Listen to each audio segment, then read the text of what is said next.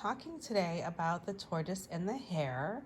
As you all might know the story, that the tortoise was going really slow on the race and the hare was hippity hoppiting and going really super fast, and it tired out. And so I was talking to someone this morning who was choosing to do a lot of things that were like overwhelming. And then talking about it even made this person feel overwhelmed and like it was too much. And the thought that I wanted to share is that, is there something that you're just doing way too much of? Like you're over burdening yourself, you're working too many hours, you're doing too many things, you're pushing yourself to go faster and faster and to do more and more. And if that's the case, I would say to you, like, you're not going to enjoy the view and you're not going to feel good pushing yourself. And what could you let go of? So this person was so stressed out and now has chosen to not do all the things that they had scheduled. So just dropping one thing has created this feeling of release and relief. And so in your life, is there something that you're pushing yourself? Now, it's great to push yourself to do things, but when it becomes like a burdensome feeling and too much, then are you even still enjoying life now? So many people wait until they're retired, or they wait until they just get this one extra task done or this one extra project done. Then they decide they're going to enjoy life. But I believe that the goal and the truth of the matter is that we're supposed to enjoy life now. So wherever you are, whatever you're doing, are you actually taking a moment to smell the roses? Are you enjoying the present moment, the here and now? So that is, I think, the goal, like to be fully present. And in many of my videos, I talk about self-love because that's obviously very important. If you don't love yourself, you're going to overburden yourself and push yourself and stress yourself out. So self-love, and you can check out my other videos. I can even link some of them on this video. But self-love is so important because when you self-love and self-nurture, then you don't make yourself and push yourself to do things that don't feel good. Like, honestly, I personally know this because when I was younger, I used to feel like I had to do something. If someone asked me, I felt compelled to do it. Like, I didn't want to disappoint people. I wanted to be helpful and I wanted to be there for people. But retrospectively, nowadays, I'm like, you know what? I just need to do what feels good for me. And when I'm really happy, then I'll attract, and I do attract, happier circumstances. And then you end up having a happier life in general, a more contented life. So happiness is fleeting, and so is sadness and all the various emotions. But contentment, I believe, is the goal. So I can feel very content. Are you content with the way your life looks right now? Are you content with the choices and the actions that you're taking? Are you content with your schedule? Are you content with the people that are surrounding you? Are you content in the here and now present moment? Are you even aware of the here and now present moment? Unfortunately, so many of us live in our minds that we don't even see the present moment. Like, just breathing in, breathing out can help you to be more present focused and to slow down enough to actually be able to evaluate if you're on a good path in your life, if you're enjoying yourself, if you're able to be in a loving state of mind. Are you able to be present and calm and happy, or do you constantly have your brain going and feeling frazzled? If you are, then you might want to look at your schedule and what you're doing. There's always the ability, even if you have to work a job that you have long hours, there's always the ability to take a time out. No one knows what's happening in your mental space. You can always go into your mental space and go on a mini vacation, okay? You can always excuse yourself to the restroom and take a break.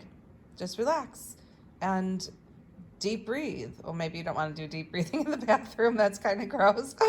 Okay, so maybe just take a 5-minute walk. And during that walk, be keenly and deeply aware of your every step and every breath.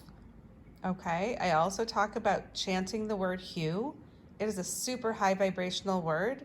So it's like this: hue.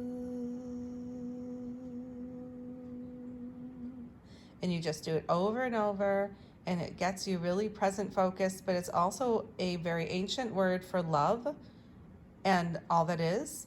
So when you chant that, it raises you to a different level, out of the darkness, out of the clutter in the mind, and into present focused awareness.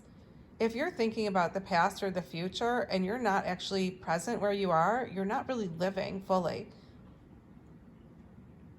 So it takes time to be able to get your mind empty.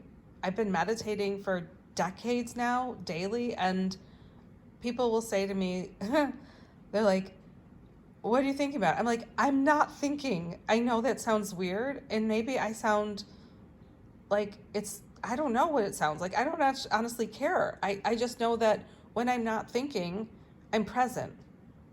So I'm really not thinking about the past. I'm really not thinking about the future most of the time. I just am being present. So that is the gift, the presence. And if you can cultivate present awareness, then you're not going to overbook and overburden yourself. You're not going to sign up for extra things that you don't need to be doing that cause you stress because you think if you do them, then you'll be happy when they're done. I mean, isn't the point to be contented now in the present moment? I mean, how many people work so hard their whole lives so they can retire? Well, that day might not ever even come for some, right? Why not just be present now and enjoy your time off in a present manner, not add to your burdens? So again, what are you accepting into your life?